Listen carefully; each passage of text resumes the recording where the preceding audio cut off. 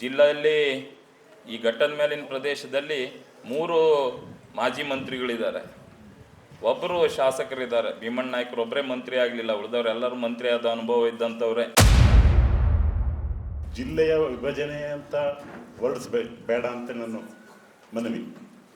ಯಾಕೆಂದರೆ ವಿಭಜನೆ ಅಲ್ಲ ಇದು. ಇವರು ಸ್ನೇಹಿತರು ಹೇಳಿದಂಗೆ ನಮ್ಮ ಅಭಿವೃದ್ಧಿಯಲ್ಲಿ ಸರ್ಕಾರವನ್ನು ಒತ್ತಾಯ ಮಾಡಲಿಕ್ಕೆ. ಪ್ರಿಯ ವೀಕ್ಷಕರೇ, ಈ ವಿಡಿಯೋನ ನೋಡೋದಕ್ಕೂ ಮೊದಲು ನಮ್ಮ ಚಾನೆಲ್ ಅನ್ನ ಇನ್ನು ಸಬ್ಸ್ಕ್ರೈಬ್ ಮಾಡ್ಕೊಂಡಿಲ್ಲ ಆದರೆ ತಕ್ಷಣವೇ ಸಬ್ಸ್ಕ್ರೈಬ್ ಮಾಡ್ಕೊಳ್ಳಿ. ಹಾಗೆ ವಿಡಿಯೋ ಇಷ್ಟ ಆಗಿದ್ರೆ ಶೇರ್ ಮಾಡಿ. ಯಾವ ವಿಚಾರ ಕೂಡ ಸರ್ಕಾರಕ್ಕೆ ಹೋಗ್ಬೇಕು ಆದರೆ ಪತ್ರದ ಮುಖಾಂತರ ಹೋಗಬೇಕು. ನನ್ನ ಅಭಿಪ್ರಾಯ, ಗ್ರಾಮ ಪಂಚಾಯತದ ಪ್ರತಿ ಗ್ರಾಮ ಸಭೆಗಳಲ್ಲಿ ನಮ್ಮ ಜಿಲ್ಲೆ, ಘಟ್ಟದ ಮೇಲಿನ ಜಿಲ್ಲೆ ಯಾವ ಕಾರಣಕ್ಕೆ ಜಿಲ್ಲೆಯಾಗಿ ಪರಿವರ್ತನೆ ಆಗಬೇಕು ಹೇಳ್ತಕ್ಕಂಥದ್ದು ಒಂದು ಠರಾವ್ ಪಾಸ್ ಆಗಬೇಕು. ಅನಂತಮೂರ್ತಿ ಹೆಗಡೆ ಅವರೇ, ಆ ಠರಾವು ಸರ್ಕಾರಕ್ಕೆ ಹೋಗಬೇಕು. ಅದೇ ರೀತಿ ಸ್ಥಳೀಯ ಎಲ್ಲ ಕೋಆಪರೇಟಿವ್ಗಳಲ್ಲಿ ಮತ್ತು ಸ್ಥಳೀಯ ಎಲ್ಲ ಜವಾಬ್ದಾರಿಯುತ ಸಂಘಟನೆಗಳಲ್ಲಿ ಮತ್ತು ಧಾರ್ಮಿಕ ಕೇಂದ್ರಗಳಲ್ಲಿ ವಿಧವಾದಂಥ ಜವಾಬ್ದಾರಿ ಇರುವಂಥ ಸಂಘಟನೆಗಳ ಮನವಿ ಅನಂತಮೂರ್ತಿ ಹೆಗಡೆ ಅವರ ನೇತೃತ್ವದಲ್ಲಿ ಸರ್ಕಾರಕ್ಕೆ ಹೋದಾಗ ಮಾತ್ರ ಸರ್ಕಾರಕ್ಕೆ ಕಣ್ಣು ತೆರಲಿಕ್ಕೆ ಅವಕಾಶ ಆಗ್ತದೆ. ಇಲ್ಲ ಅಂದರೆ ನಾವೆಲ್ಲರೂ ಹೀಗೆ ಸಭೆ ಸೇರೋದು, ನಮ್ಮ ಚರ್ಚೆ ಎಲ್ಲ ಪ್ರಕ್ಕೆ ಸೀಮಿತ ಆಗಿಬಿಡ್ಬೋದು. ಇದು ಹಾಗಾಗಬಾರ್ದು. ಆದರೆ ಗ್ರಾಮ ಸಭೆಗಳಲ್ಲಿ ಠರಾವನ್ನು ತೆಗೆದುಕೊಳ್ಬೇಕು, ಅದನ್ನು ಸರ್ಕಾರಕ್ಕೆ ಕಳಿಸ್ತಕ್ಕಂಥ ಕೆಲಸವನ್ನು ನಾವು ಮಾಡಬೇಕು ಹೇಳುವಂಥದ್ದು ಮನವಿ ನಂದು. ಅದೇ ರೀತಿ ಯಲ್ಲಾಪುರದಲ್ಲಿ ಗ್ರಾಮ ಪಂಚಾಯತ್ ಸದಸ್ಯರುಗಳ ಒಂದು ಯೂನಿಯನ್ ಇದೆ, ಅದರ ಜಿಲ್ಲಾ ಪ್ರತಿನಿಧಿಯಾಗಿ ನಾನು ಕೆಲಸ ಮಾಡ್ತಾ ಇದ್ದೇನೆ. ಅದನ್ನು ನಾನು ಜಿಲ್ಲಾ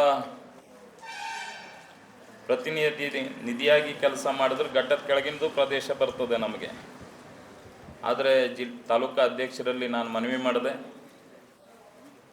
ಘಟ್ಟದ ಮೇಲಿನ ಪ್ರದೇಶವನ್ನು ಎಲ್ಲ ತಾಲೂಕಿನ ಯೂನಿಯನ್ ಅಧ್ಯಕ್ಷರುಗಳನ್ನು ನಾವು ಭೇಟಿಯಾಗಿ ಎಲ್ಲ ಗ್ರಾಮ ಪಂಚಾಯತದ ಠರಾವನ್ನು ನಾವು ಜಿಲ್ಲಾ ಹೋರಾಟ ಸಮಿತಿಗೆ ಒದಗಿಸುವಂಥ ರೀತಿಯಲ್ಲಿ ನಾವು ಕೆಲಸ ಮಾಡೋಣ ಹೇಳುವಂಥದ್ದನ್ನು ನಾನು ಯೋಚನೆಯನ್ನು ಅವರ ಎದುರುಗಡೆ ಇಟ್ಟಾಗ ನಾವೆಲ್ಲರೂ ಅದನ್ನು ಮಾಡಲೇಬೇಕಾದಂಥ ಅತಿ ಅನಿವಾರ್ಯವನ್ನು ಅವರು ಕೂಡ ನನ್ನ ಜೊತೆ ಹಂಚ್ಕೊಂಡ್ರು.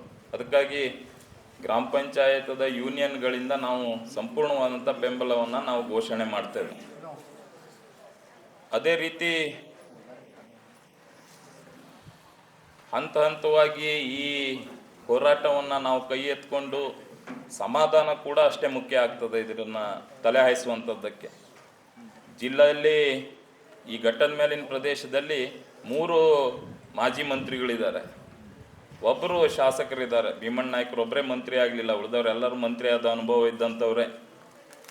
ಅವ್ರನ್ನೂ ಕೂಡ ಒಂದು ವೇದಿಕೆಯಲ್ಲಿ ನಾವು ಕರ್ಕೊಂಡು ಬಂದು ಈ ಎಲ್ಲ ಪತ್ರಗಳನ್ನು ಅವರಿಗೆ ನಮ್ಮ ಜವಾಬ್ದಾರಿಯನ್ನು ನಿಮ್ಮ ಹೆಗಲಿಗೆ ಹೇಳುವಂಥದ್ದನ್ನು ನಾವು ಜವಾಬ್ದಾರಿ ಹಸ್ತಾಂತರ ಮಾಡಲಿಲ್ಲ ಆದರೆ ನಮ್ಮ ಹೋರಾಟಕ್ಕೆ ಬೆಲೆ ಬರುವುದಿಲ್ಲ ಹೇಳ್ತಕ್ಕಂಥ ಆಲೋಚನೆ ನಂದು.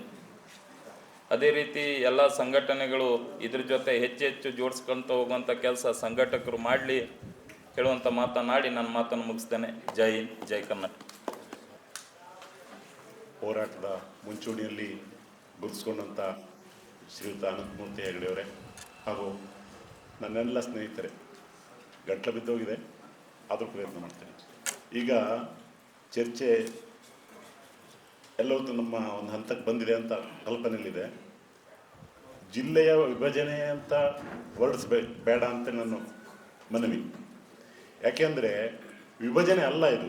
ಇವರು ಸ್ನೇಹಿತರು ಹೇಳಿದಂಗೆ ನಮ್ಮ ಅಭಿವೃದ್ಧಿಯಲ್ಲಿ ಸರ್ಕಾರವನ್ನು ಒತ್ತಾಯ ಮಾಡಲಿಕ್ಕೆ ಒಂದು ಇಷ್ಟು ದೊಡ್ಡ ಜಿಲ್ಲೆಯಲ್ಲಿ ಕಷ್ಟ ಆಗ್ತದೆ ಅನ್ನೋ ಒಂದೇ ಕಾರಣಕ್ಕೆ ನಾವು ಜಿಲ್ಲೆಯನ್ನು ಮತ್ತು ಜಿಲ್ಲಾ ಕೇಂದ್ರಕ್ಕೆ ಹೋಗೋದು ಬಂದು ಎಲ್ಲ ಕಷ್ಟ ಇದೆ ಜನರಿಗೆ ಅನ್ನೋ ದೃಷ್ಟಿಯಿಂದ ನಾವು ವಿಭಜನೆ ಕೇಳ್ತಾ ಇದ್ದೇವೆ ಹೊರತು ನಮ್ಮಲ್ಲಿ ಇಸೆ ಅಂತ ಅಲ್ಲ ಇದು.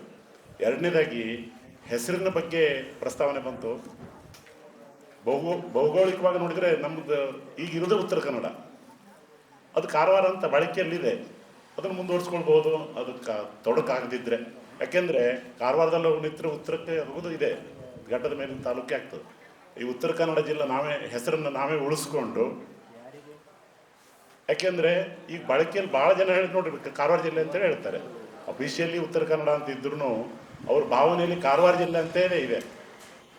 ಹಾಗಾಗಿ ನನ್ನ ಮನವಿ ಅಂದರೆ ನಾವು ಉತ್ತರ ಕನ್ನಡದ ಹೆಸರನ್ನು ಬಿಡದೆ ಉತ್ತರ ಕನ್ನಡದ ಹೆಸರನ್ನು ಮುಂದುವರಿಸ್ಕೊಂಡು ಆ ವಿಭಜನೆ ಆಗೋ ಸಂದರ್ಭದಲ್ಲಿ ಕಾರವಾರ ಜಿಲ್ಲೆ ಹಾಗೂ ಉತ್ತರ ಕನ್ನಡ ಜಿಲ್ಲೆ ಬೇರೆ ಮಾಡಿಕೊಂಡ್ರೆ ನಮ್ಗೆ ಹೆಚ್ಚಿನ ಸಂಘಟನೆ ಬರ್ಬೋದು ಅನ್ನೋದು ನನ್ನ ಅಭಿಪ್ರಾಯ.